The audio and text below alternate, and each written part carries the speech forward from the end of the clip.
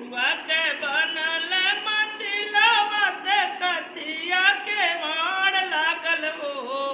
केथुआ के बनल मंदिलवा ते केथुआ के माड़ लागल हो। शिव गुरु कथिया के लागल बा जंजीरवा, जंजीरवा बड़ा सुंदर लागे हो। शिव गुरु केथुआ के लागल बा जंजीरवा, जंजीरवा बड़ा सुंदर लागे हो।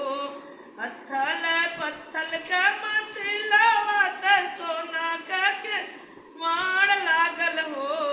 अथल पत्थल के मंदिलवा ते सोना के माड़ लागल हो।